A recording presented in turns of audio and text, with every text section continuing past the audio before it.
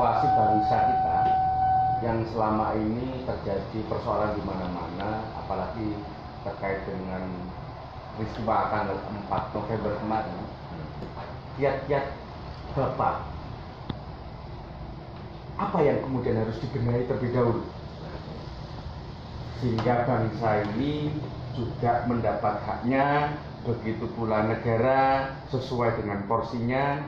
Maka apa ini solusi yang terbaik supaya cita-cita proklamasi ini memang benar-benar terwujud di Indonesia? Oke. Yang jadi permasalahan itu sebenarnya karena bangsa ini sendiri sudah lupa akan jati dirinya.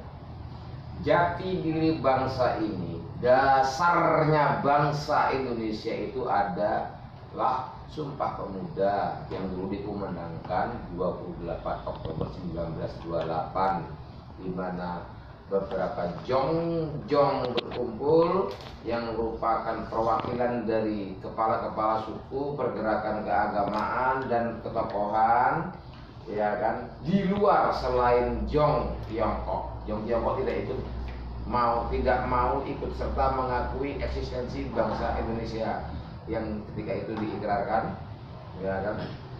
Kalau kita melihat daripada naskah aslinya Sumpah Pemuda tersebut, di alinea paling terakhir itu diwajibkan bahwa Sumpah Pemuda ini dibacakan pada setiap pertemuan kebangsaan, juga otomatis pertemuan kenegaraan. Ini bangsa ini sudah kehilangan adabnya. Saya seorang ultranasionalis sejati. Sangat menyakitkan hati saya dasar daripada bangsa ini dilalaikan. Hanya sekedar membacakan teks Sumpah Pemuda dalam setiap pertemuan resmi saja tidak mau. Kapan barokahnya negeri ini? Satu, karena kehilangan akan jati diri tersebut sehingga bangsa ini sendiri tidak berhasil, tidak mampu mencermati dinamika kemerdekaan. Adapun yang merdeka pada tanggal 17 Agustus 1945 itu yang merdeka adalah bangsa. Ya kan? Ya, bukan negara. Negara baru terbentuk pada tanggal 18 keesokan harinya, ya kan?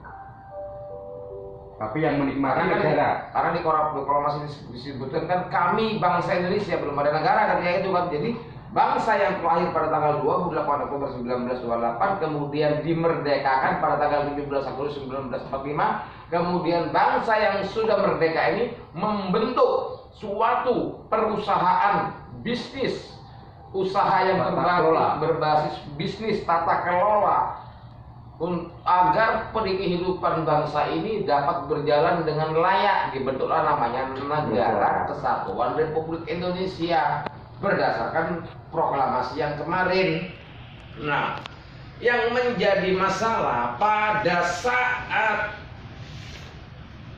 terjadi perjanjian konferensi meja bundar, salah satu butir dalam perjanjian konferensi meja bundar itu menyatakan bahwasanya negeri Hindia Belanda mengakui kemerdekaan Republik Indonesia Serikat dengan syarat Republik Indonesia Serikat membayarkan uang sebesar 4,5 miliar gulden, yaitu hutang Belanda selama perang.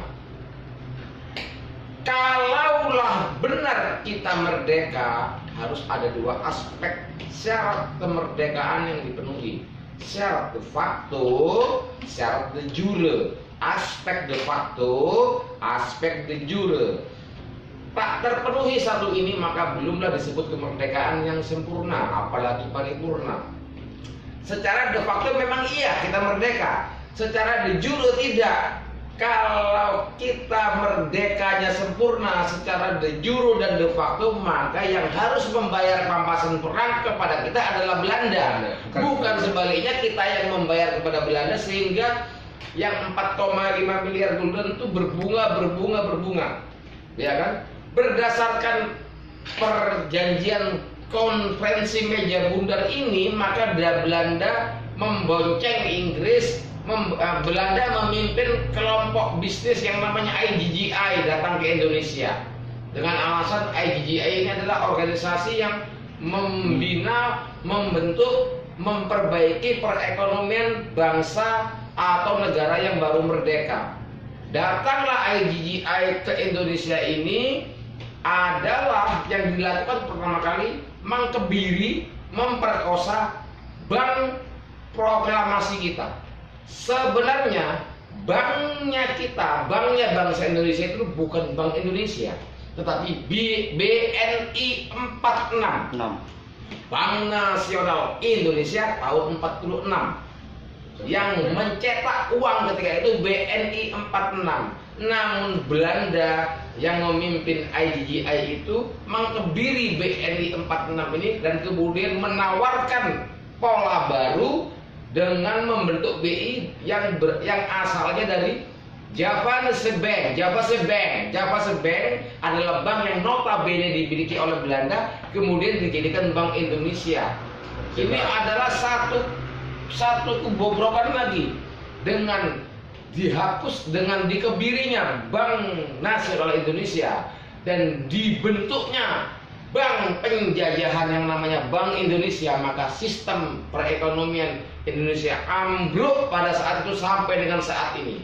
Perlu dicatat, si 4,5 miliar gulden itu baru terbayarkan lunas pada tahun 2007 pada saat SBY berkuasa. Artinya ini adalah kemerdekaan yang abu-abu.